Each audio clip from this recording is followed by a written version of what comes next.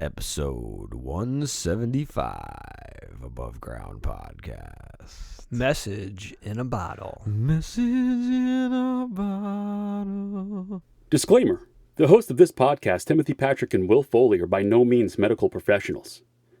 However, having lived experience with mental illness themselves, they have gained useful perspectives on common mental health issues that some of us struggle to overcome on a daily basis. By sharing their stories, they hope to create connection. By creating connection, they hope to help you find your purpose. And through purpose, we can all begin to build the foundation for positive mental health. This is Above Ground Podcast. Coming at you live with real conversations about mental health from the perspective. It's time for Above Ground Podcast. Now your hosts, TPP and Will Foley. Hey, what is up, everyone? Welcome to Above Ground Podcast. Above Ground Podcast, because you can't serve below. Message in a bottle. We're sending out an SOS. We're sending out an SOS to the world. I hope that someone gets mine. What are we talking about today, Timmy? Looking for help, asking for help. Looking for help in all the wrong places. Looking for help in too many faces. Sorry about that. I just got a little Johnny Gill Johnny Gill? No. I don't know, No, man. shit. Come on, man. Johnny Lee, right? Johnny Lee Gifford.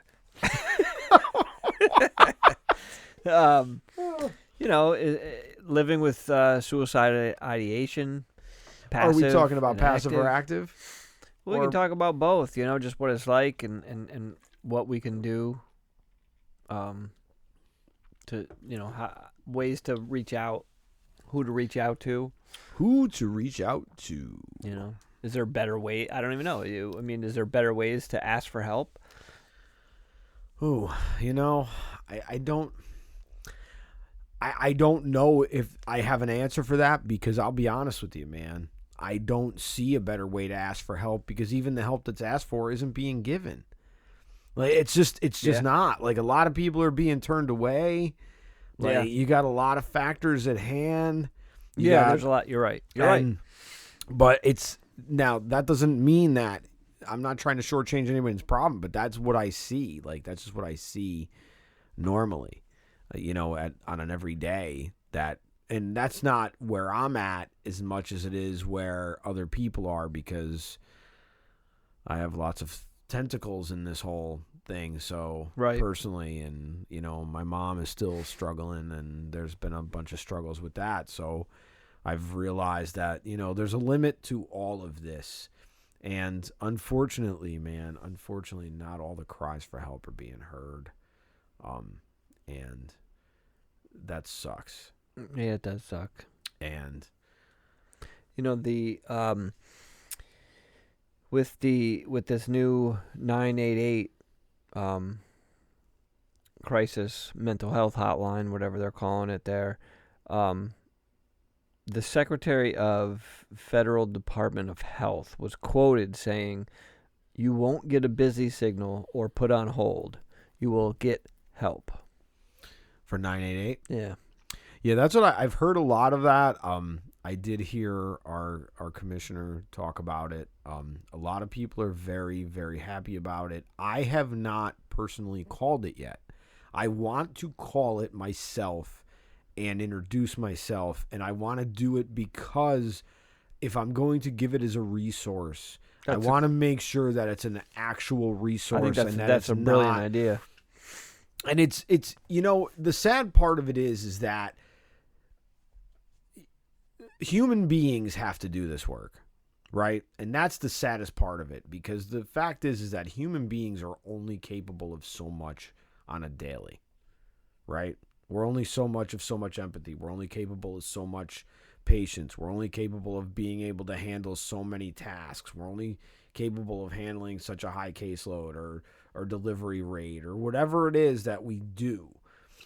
And I think what happens a lot of times is that a lot of people that are lost in this system get lost in this system because there's people that are overworked and underpaid in a lot of regards, okay? In a lot of professional places are very overworked and underpaid. And then when you are paid decent enough, you still have to deal with the same stuff. You still have to deal with your own mental health.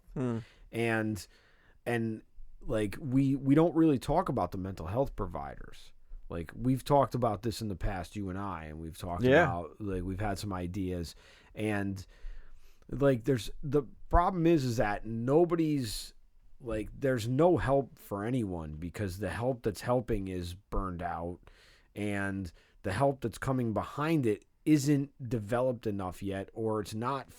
The thing is that what I saw during COVID were nurses and stuff and now maybe this was a media fiction, and I'm not a conspiracy theorist, okay? That's not where I lie.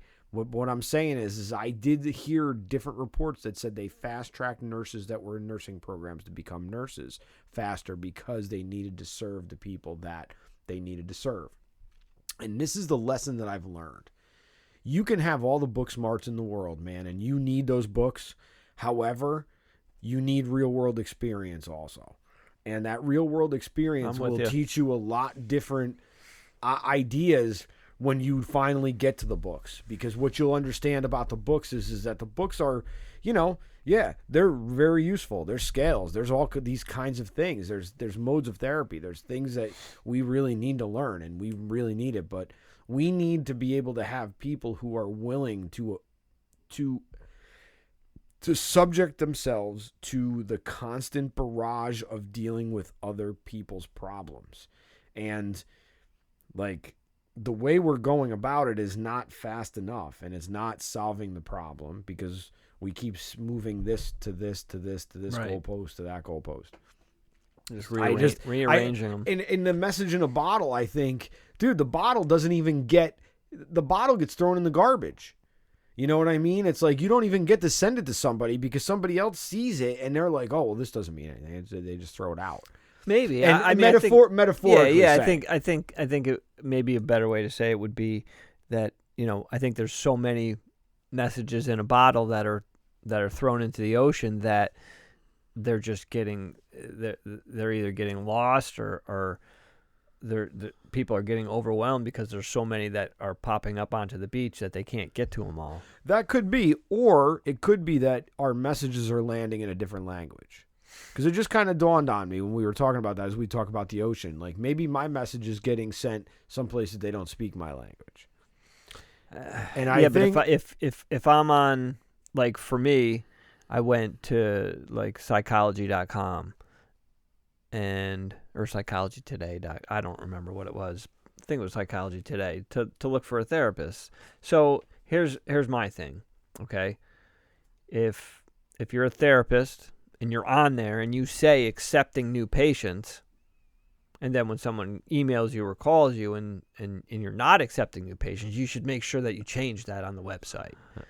Like, unfortunately, so that may not necessarily, and I only say this because of how things work when you are advertising. The thing is that they're a list that Psychology Today puts together themselves. No, that's fine. But what I'm saying is, I don't think people are. I don't think these messages are going to the wrong people that they can't read them. I think that there's just too many messages because if I go to where else is the right place, right? If I'm looking for a therapist, I called my insurance company and got a list of people that were, in my area under that plan. So I called a few of them and to be honest with you, I think out of 5, 1 called me back. I've experienced. No, I know. It's just, but I'm just saying, like that's like, and that's what I'm saying about like we got to rethink about what it really is to do some of this, because the thing is that too many people are getting left behind because the right people aren't there, and too many people are getting burnt out too. So absolutely, because it's tough, dude. It is tough. No, I know. I'm not saying it's not. I'm just saying, like, I think like you know, because it's not just about like, hey, are you willing to come out and handle people's, you know, barrage of problems? It's about like, hey, do you know enough to where you can do this, but also know enough to where you can step back and say, hey, I need a day off. I need a break. I need, you know, and maybe go get some Reiki done and get some energy to, you know, some of that, you know, the barrage of everybody's problems taken off, you know? Right. Yeah, I can see that. So That would actually be like, again, self-care. right. And again, so let us define self-care. Let's define self-care for some people out there. What your idea of self-care is, because again, I still think that self-care still is a little bit of one of these misnomers that some people think. I think is it can be just taking a lounge at the but sometimes it spa. could be. It depend. That's the thing. I think it depends on the person, right? You know, in my writings, I have called it. I made it like a statement saying controlled self-care. So it's like picking, you know, 2 or 3 things that you know work for you and will bring you joy or will help you reset, refocus, just give you a break, you know, and stick with those things, right? You know, it's like so many times people, I don't know what it is. It's like these are tried and true things. They work. Some of them, if you are into the breathing methods, they are scientifically proven to work. And yet we dismiss them and we want a pill or we want to just, you know, whatever. Again, we don't want to pay attention to our health when, you know, everything's going okay. But then when we're sick, we're like, oh, wow, like I wish I did. Yeah, well, Right. and then you do for a week and then you stop and you live your life. It's like, this is your life. Like you have to have some kind of hold on it. You have to take control. And again, controlled self-care. You have to put these things in place. And again, you have to be mindful enough to know when these are needed. You know, you should kind of be proactive and add them in, but you should also know, like you were saying in a past episode, like how would they know? Like, would you know? Like if I'm above baseline, if I'm slipping or whatever, there's got to be some cues. You know, if you keep tripping over the same thing, if you're extra irritable and something's disrupting your daily routines, maybe that's a cue, and you need to step back and go, I need to unplug. I need to take a day off. I need to whatever it is. I agree with that. However, the thing is though about checking in, like I realize this, that a lot of people, what happens is somebody will check in one day and then you don't have any contact with anybody for a few days. And it's very hard to maintain self-care and still check in on people. You mean for you or for the person? Well, I for me personally, yes. Okay. For me, I get a little bit like, I'm like, okay, I always feel like I'm the one checking in. Oh, okay. And nobody seems to be checking in on me. And it's not that I'm trying to make this about me. No, I know what you're saying. But the other part of it is too is that you can only check in so often. So Right. if you only see somebody once every 4 months, you don't even know what necessarily baseline is right now for those people. So it's True. hard to make an accurate dissemination. And at least I do think when it comes to, like, if you're breaking down, is somebody depressed versus somebody suicidal? Somebody who's suicidal, obviously, there's some depression there in some regards. Oh, absolutely. I would think. I don't want to say it for 100% because I'm sure there may be a small percentage that just that unfortunately, That's fair. you know what I mean? And in all due respect to the people that we've lost, but you have to maintain those abilities to be able to do those things. And it makes it very hard to be able to do those things all the time, let alone to check in on somebody. Right. But somebody with depression is one thing, because you may have gotten to know the depression, where somebody who might be suicidal you may miss if you don't see them very often. But when you don't see somebody very often, I don't know if you get an accurate depiction of what their baseline is, unless you've spent enough time with them over the years to know. And then, of course, if you obviously are close enough to them and you know what's sort of going on in their lives with their families or with their jobs. I mean, if you're a close enough friend and know what's going on, then you might want to check in a little bit more often if you know something is a stressor. That's what I was kind of going to say. Granted, we all have stressors, but I'm saying major stressors. Like, figure out who is best suited for that position for you. You know what I mean? Like, it's one thing to have, like, you know, a couple friends you might want to check in on, but if there's like an actual, like that one person that you can kind of, I don't want to say count on, but you can go to, you know, you feel comfortable, and then you respect them in a way where you know they're not gonna, you know, judge you or shame you or you know, dismiss you, and they're gonna be honest about it. But at the same time, I think the person in need of help, looking for help, has to be honest and has to be specific. If you can be. If you can be. But I mean, there's you got at least as honest and specific as you're able to be. Let me say that. Yeah, because again, there's like you really turned me on to this spectrum thing. And like, for some reason, I don't know why it never dawned on me that there was a spectrum of all this, because like I find myself constantly comparing myself to places that other people are in their lives and be like, wow, that could be me. Like, it could, like, again, there is nobody walking this surface right now in any part of this globe that isn't susceptible to any of the things that we're talking about. And if you think you are, well, good luck to you. And I have no sympathy for you, because that just means that you're ignorant, in my own opinion. Sorry, not sorry. That's just how I feel. If you don't understand that this affects everybody, or you think it's some hoax, well, then, you know what? Go shove your head further up the ass that you're up. And here's the thing, though. I think, you know, depending on where you are in the world, but the you know, I think a lot of the culture that we see in society it can be similar. That there's toxic parts to it, no matter where you are. Absolutely. And if you're in that environment, that's going to be a variable. Absolutely. Your environment is always your environment is one of the biggest variables. Yeah.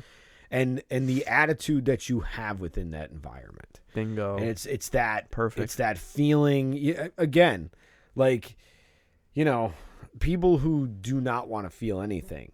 Okay, that's like that's shutting off a part of you that you really need, man. Because if you don't feel out of place someplace, or if you don't feel joy someplace where you should feel joy, man, you're robbing yourself of what the gift is to be here. You know what I mean? Well, I think that's a big variable, which I've said before, is just not knowing how to navigate through these emotions, or even sometimes what they are. You know, like you could be mad and feeling anger, but is it really anger? You know, and then where's that tied to? You know, so being able to sit with an emotion and go, this is this, or this is this, and this is not this, and I'm feeling this, but it's derived from a thought, and that thought is a cognitive distortion. So, yeah, I'm feeling this, but the reason why I'm feeling this is not necessarily true. But all your thoughts aren't cognitive distortions, though. That's the thing. They aren't? No, I know they aren't. So you still have to decipher which between a cognitive distortion Absolutely. and what's reality, which is a stretch for some people. It is. It is. Absolutely is. 100%. It's a stretch for me some days. Yeah, me too. I mean, you know. Me too. It's like you've been kind of given that shit sandwich so many times, and you're eating it, and then someone's like, "Here, man, that's bad. Try this one." And then you second guess it. You're like, "I don't know. I don't know what's better." Right. Right. I don't know what's better. Is the shit sandwich better, or is the other shit sandwich better? Yeah. Double the shit. So you know, unfortunately it takes work on all angles on all parties involved. You know, you you have to get to a point where you can kind of be mindful of these things, and you can pay attention to cues and pay attention to your thoughts and watch your thoughts and understand that, so again, some of these are just thoughts. Just because you're thinking them doesn't mean that they're factual. That's an accurate. That's very real. That is true. Yeah. I think not all your thoughts are real. And I think going back to what we were saying earlier about when we talked about the 988 and having the trained counselors who can help and talk, we have talked about this numerous times, but we talked about it last month with Andrew, about like filling in those gaps. Right, and that's what it's about. It's filling in the gaps, and Right. that's and it's where those messages are going is in the gaps, man. Right. And there's a lot of fucking gaps. There's a lot of gaps. And there's a lot of people that don't coordinate. You have to coordinate care for yourself or for your loved one if you are involved in this. So, like, one of the biggest ways that you can help, okay, and I'm going to say this, if you have a member of your family who has a mental illness of any sort, and when I say any sort, I mean anything, okay? Especially if they've been hospitalized in the past, the first thing you need to do is to get their identification, to get all of their birth certificate, their social security card, all of those items that say who they are, and make photocopies of those and put them someplace, because this will make your life way easier after you've picked your loved one up from a hospital when they've sent out their SOS and they become hospitalized. Because what happens to a lot of people is they lose their stuff going through the system. And it is very difficult for someone who doesn't have a birth certificate to get anything. It doesn't matter what it is. The simplest thing, whether it's, anything that everybody needs, okay? It doesn't matter whether you are mentally ill or not, you deserve the same dignity, which means you still need the same things that everybody else does. You need a cell phone. You need, you need housing, you need food, you need clothing, you need at least a safe place to be, right? Because that's what we all want. That's what dignity really is. And that's what really doing that is. And that is, and that is where we talk, like we've talked about connection. We talk about connection all the time. And when we don't have connection is when we start to lack humanity. Because if we get caught up in our own bullshit, it's very easy to get cynical and angry and bitter and all those things, man. Because those are feelings. Those are real emotions that we are going to feel at different times. And those are natural emotions. Are they the real emotion you're feeling? Probably not, because that's probably 2, 3, maybe even 4 removed from that. However, still, and if you don't have the language, go to ByronCatiesTheWork.com and download the PDFs for the emotions, and I will put them in the show notes for this episode, because I have a list of those emotions everywhere, and I wish they were sitting right here in front of me right now, but they're sitting over on the other side of this room in a pile, and I don't want to leave the mic to go get them. Let me ask you this, because you brought up being connected and connectedness. Do you think that if there's a disconnect in someone, are they able to make a connection with another? So I can only speak from my own personal experience. However, I've been told that certain people are unreachable. I don't believe that. I believe, though, if you are deemed one of the unreachable, that yes, maybe you have limits to what your abilities are able to carry you through, okay? And somebody's deemed you this. But that does not mean that you aren't capable of something. And I do really believe that people really become versions of their environment. So if your environment is to manage and treat and not elevate, then you're going to become part of that treat, that cycle. And it's very hard to break out because after a while you need it. First of all, you become dependent on it, and it depends on you too, but it's also one of those things that it's just hard to break because it's very hard to start from zero when you have all your faculties.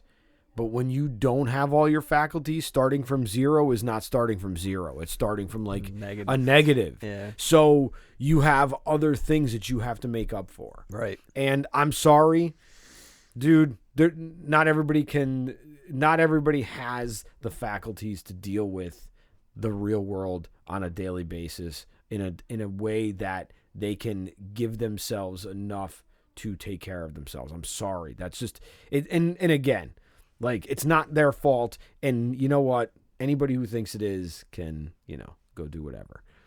No, that's legit. And for sure. and Noam Chomsky said it best, man. The rich convince the middle class that the poor are the problem. And the poor aren't the problem. The gay people aren't the problem.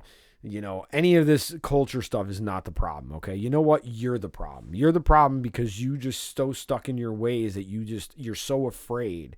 And what makes you so afraid? Well, the only way to get over fear is to stand in it and feel it and do it anyway, right? Right? Right. Take risks. Take risks, man. Step out of your comfort zone and holy shit, you might find that the message in a bottle gets someplace different and you get someplace different and it makes the world a better place. It's not about you. It's not about me. It's about we, right? Right? Maybe? I don't know. Yeah. Maybe I think maybe it's about, I mean, maybe I'm wrong, but I think in the moment of somebody that's looking to get help, it's about them. Which is if you are looking for help, it's all about you. Yeah. Okay. But the only way they get help is if someone helps them. So there's the we in that scenario. I get it. Which means we have to have people that are willing to help. And I've said this in episode after episode when we've talked about this. People don't want to get involved because some of it is that they don't give a fuck, period, okay? So because some people just don't give a shit about anybody else but themselves. However, there is a lot of people that don't get involved because they don't A, know how to get involved. B, they don't want to be responsible for somebody else. Which I get to a certain degree, but the thing is, like, for me, that's not really a thing because there's such a thing as, like, Good Samaritans and, Yeah. I do. And being there to listen to somebody spill all their shit to you for 15 minutes, being able to do some active listening and being like, so I guess you're feeling like this, really doesn't take much. And it doesn't take much out of your life no matter how much you think it does. Yeah, the problem I think a little bit might be depending on where the situation is. But like, somebody may have tried to help somebody before and maybe they got burned something, and they're that happens. And that happens. But the thing is, man, is that, and it's tough too, dude, because I come from that whole thing. You know what I mean? And it's I tough. know. I'm just saying tough. It's just tough all around. It is tough all around, man. It's tough all around. I think that's why it's kind of, which I think in other words we've been kind of saying, but to be your own advocate is, Well, being your own advocate is you can do so much if you have the ability to voice your stuff. I'm telling you right now, your voice will go much further for you than you think it will. Okay, and it does. Just being able to voice it, I think, would make you feel a little better. Absolutely, too. It would give you confidence. Plus, it would also allow your caregivers or whomever your treatment team is, or even your therapist, or maybe your prescriber, or just your family in general will know how to handle things, because that makes, if you have confidence, that means you communicate better. And when you communicate better, then everything gets better. So by being an advocate for yourself, and that's saying, look, no, this is not what I want. This is Right. what I'd really like to try. And if it doesn't work, then we can do your idea. It's really about compromise and standing up for yourself. And again, standing up for yourself is you know, in all avenues of your life is a difficult thing for a lot of people, man. It really is. No, I In agree. all It fairness. is. No, it's. I mean, all this stuff is difficult. I think, you know, looking for help, asking for help is. It's, you know, it's people have this misperception that, you know, it's not. It's like you're weak, and it's the complete opposite. I mean, if you have the vulnerability and strength to ask for help, it's so huge. It's like probably one of the most hardest things to do for some of us is to ask for help. It is very difficult, man. You know, so to be able to stop and say, you know what, I really need to ask for help is huge. It's such a huge first step, and then to take that second step and then to get help, to, you know. Do you think that speaks to a self-love deficit of so many of us that we can't ask for help? Because even asking for help is one thing, and then accepting it is another. So you've got a couple layers of things in there. Yeah, there's definitely. So I'm just wondering, is that a self-love deficit, I think or is it I gotta I think a little bit of it's the culture and how we were brought up, in the ways that, you know, some people didn't know better. So, you know what I mean? It's kind of goes back to, like, you know, some people don't know how to ask for help. They don't know what to say. Well, right. You know what I mean? It's kind of that, like, you know, hey, if you know, if I don't know how to act, or I don't know how to say, so I think that self-love deficit is a variable for sure. Right. I think okay. so. All right. I was wondering, because I'm like, but I just wonder if that's what it is, because that's what it seems like. It seems like so many of us are caught up in that, loving ourselves not enough thing.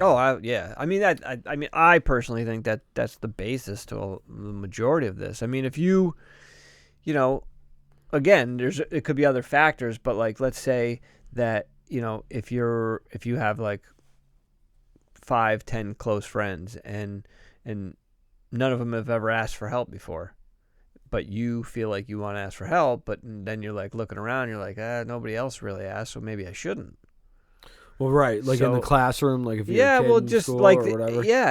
again, that does, but that really does affect you. Yeah, no, I know. And if you're your own advocate and can stand up and say, "Look, I really need it," yeah, then that's. But huge. it's something that you need to really learn. But it's also something that you have to feel that you're worthy of.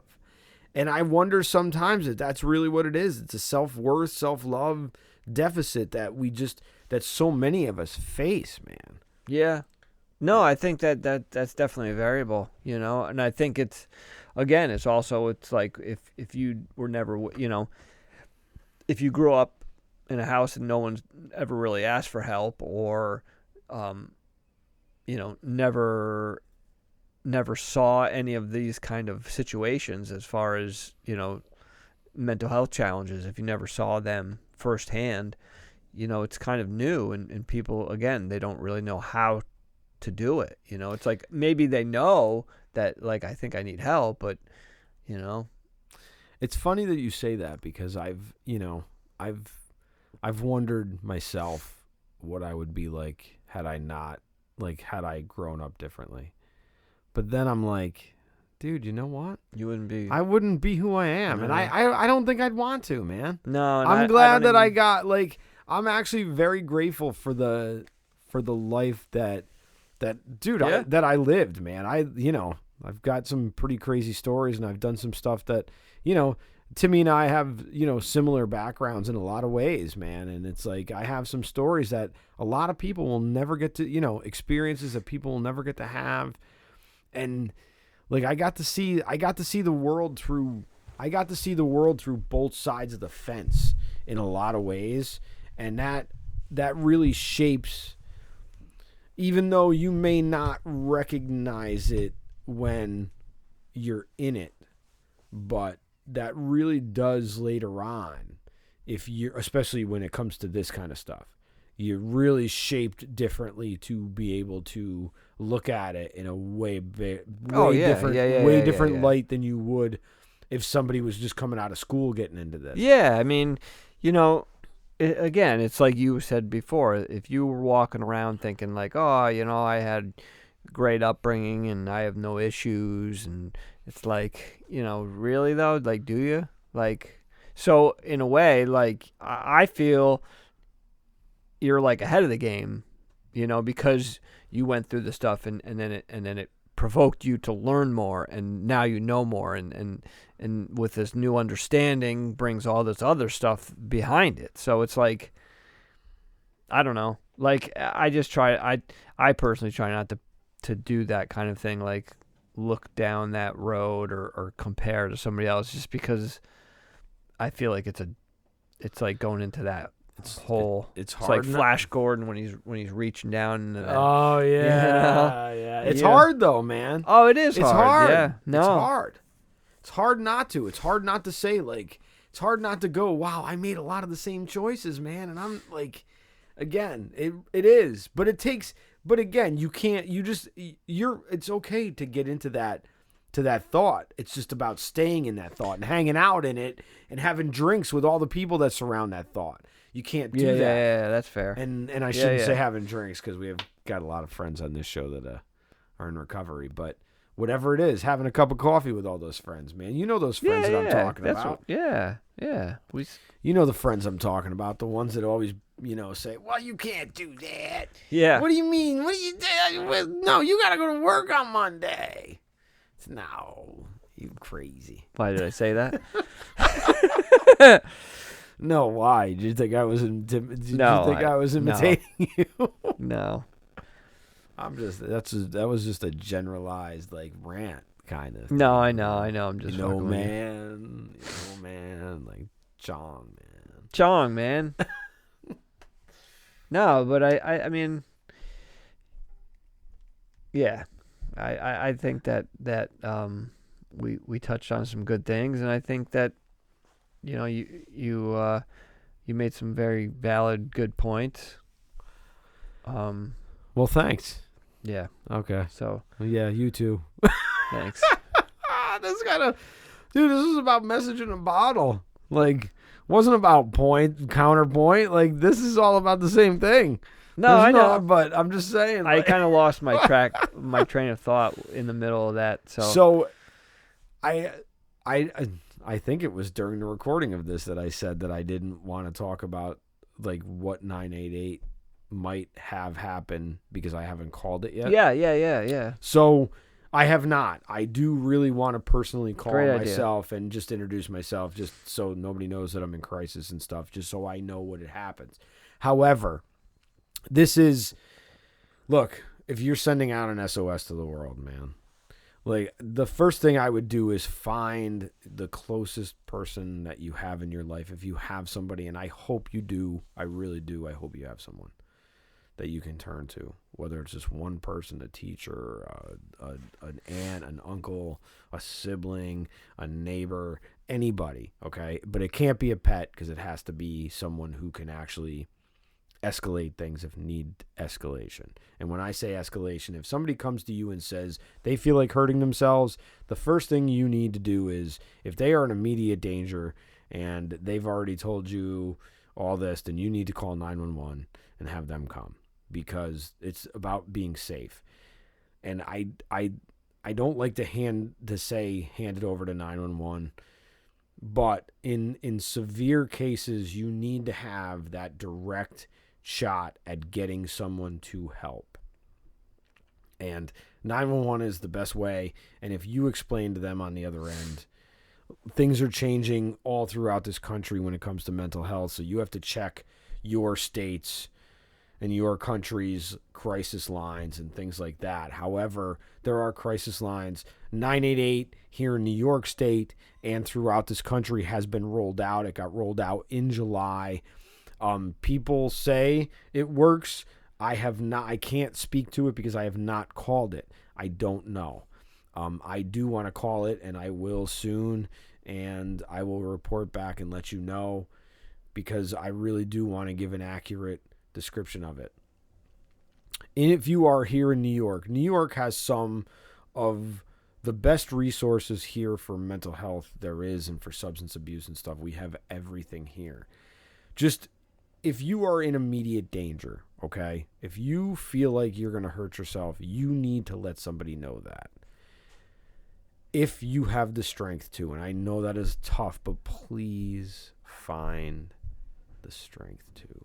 And even if you have, we kind of touched on this quick in the beginning, with suicidal ideation, there's passive and there's active. So even if you have passive thoughts on it, maybe this would be more on the proactive side, is to maybe ask somebody or talk to somebody and say that, hey, I had these thoughts, and I don't know if this is normal, or if having these thoughts are unhelpful, but maybe that could be a step in the right direction. Don't let those thoughts become active, because active would be more of, I'm ready, I have a plan, or, this is it kind of thing. Right.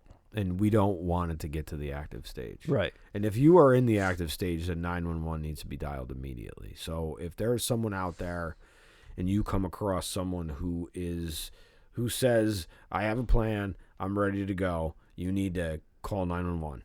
Okay? You just need to call 911 as long as you know where that person is, and you need to get help to them immediately. Crisis lines, please look them up. Every state is different, so please look up your crisis lines, because those are a good resource, but you have to make sure that they're 24/7, and unfortunately, not everything is 24/7 like it should be. Okay? The truth is there is not enough places for people to go with mental illness, and that this is a fact across the board everywhere. So please, while you're out there, man, remember, we're not all dealing with things we can see, and we all have different ways of coping. So don't make snap judgments because you have a feeling necessarily, okay? If you have a bad feeling, sure, get somebody involved, ask for help, but don't make a snap judgment and say that somebody is one way when they're really not that way, and they're actually mentally ill. Just take a deep breath, man, and think about it. And think about it if it was your loved one, how you would want them treated. And that's what I say, man. Treat people with dignity. Call your doctor. Call your primary care physician. Have them set you up. Have them set you up with an evaluation if you need it. Please. We can't afford to lose anyone else. Again, if you're the families of loved ones, make sure you have all their identification photocopied. And if you can even keep it for them so they don't need it. Nobody needs their social security card. Don't carry it. You don't need it. Nobody's going to ask you for it. You just need a non-driver ID if you don't have a driver's license. That's it. Okay? And you need a bank card. That's all you need. You don't need you don't need to carry your birth certificates. You don't need to carry your you don't. So please don't, and please do not allow your family members to do it either, okay? Because it'll save you a lot of headache down the road, man. And try to have if you do have someone in your family that struggles, have a somewhat of a plan as to what to do in case something happens. Yeah, that's man. A good idea. Have a safety plan. Just talk about it, you know what I mean? Even if there are no signs of any kind of mental health challenges, or if nobody brings anything up, just bring the conversation up. Just, you know what? In schools they have fire drills. Same thing. Right. You know? Hey, we're not expecting a fire next week, but we're going to talk about it just in case, right? Why can't we do that? Well, we know Johnny's a little down, but we don't want to have something happen to where you don't feel like you have any outs. So please, just have the conversation, man. Because I'd much rather have a conversation with you and listen to you than have to attend your funeral. You've seen that meme. Dude, that is a fact. Okay, you don't want to attend the funeral of somebody you love just by if you need to hear them or if you need to know. Like there are things that you can do, and there are ways to be proactive even if you don't feel like you can. Okay, there is, and there's help, there's support groups, there's all kinds of stuff, man. We have the internet. Okay, you can find anything, and there are groups everywhere. On that note, thank you so much for listening. It has been an absolute pleasure again. We're almost through 2022. Christ, 175. Oh my God. yeah. Dude, like This Sunday, if you're in the 518, this Sunday we'll be at Empire Live for the punk rock flea market. Yeah, don't forget Sunday, Empire Live, punk rock flea market. Come on out. We'll be there with all your mental health resources. All kinds of people. Pogo Beard Company right next to us all the time with their tattoo bomb that I've got. Abomination. So until next week, get well. Be safe. Stay above. Thank you for giving us a listen. New episodes every Wednesday. If you listen on Apple Podcasts, you can share, rate, review, and even subscribe so you'll never miss an episode. Other ways to support the show: follow us on social media, share the content, share our episodes. You can also buy us a coffee at buymeacoffee.com/abovegroundpod. For further concerns, show ideas, or just to say hi, you can email us at abovegroundpodcast@gmail. Once again, thank you for listening and supporting mental health. Keep the conversation going and stay above.